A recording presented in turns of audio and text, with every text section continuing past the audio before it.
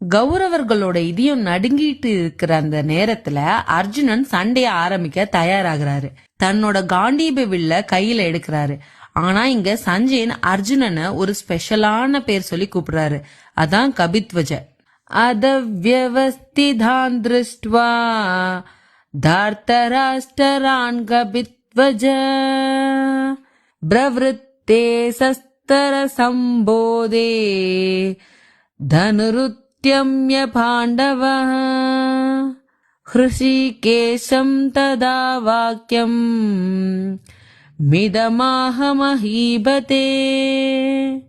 அது என்ன கபித்வஜ? கபினா குரங்கு, துவஜனா கொடி. அர்ஜுனனோட தேர்கொடியில ஹனுமான் இருக்கிறாருன்னு அர்த்தம். இதுக்கு பின்னாடி ஒரு சம கதை இருக்கு. ஒரு முறை அர்ஜுனனுக்கு தன்னோட வில்வித்த மேல ஒரு சின்ன தலக்கணம் வந்துடுச்சு.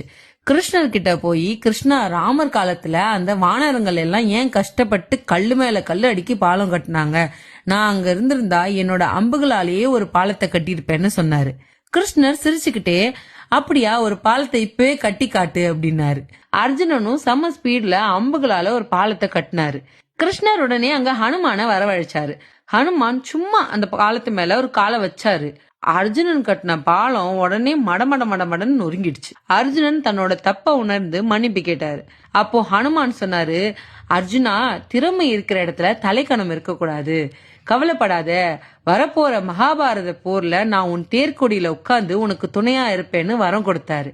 அதனாலதான் அர்ஜுனன் தேர்கொடியில ஹனுமான் இருக்காரு. இப்போ போர்க்களத்துக்கு வருவோம். அந்த தேர்கொடியில ஹனுமான் இருக்காரு, தேரை ஓட்டுறது கிருஷ்ணர். இவங்க 2 பேரும் இருக்கும்போது அர்ஜுனனுக்கு என்ன பயம்? சண்டை ஆரம்பிக்க போற அந்த சமயத்துல அர்ஜுனன் தன் வில்ல தூக்கிக்கிட்டு கிருஷ்ணர் கிட்ட ஒரு முக்கியமான விஷயத்த சொல்றாரு. சஞ்சயன் இத திருதராஷ்டிரர் கிட்ட விவரிக்கும் போது அவரோட குரல்ல ஒரு வேகம் தெரியுது. தன் வில்ல தூக்குன அர்ஜுனன் சண்டை போட ஆரம்பிக்காம கிருஷ்ணர் கிட்ட ஒரு ரெக்வஸ்ட் வைக்கிறாரு. கிருஷ்ணா, என் தேரை இங்க இருந்து அங்க கொண்டு போ அப்படின்னு ஒரு இடத்த காட்டி சொல்றாரு. அர்ஜுனன் ஏன் திடீர்னு தேரை நகர்த்த சொன்னாரு? அவர் எதை சோதிக்க போறாரு? அர்ஜுனனோட அந்த முதல் ஆர்டர் என்ன? அத அடுத்த ஸ்லோகத்துல பாப்போம்.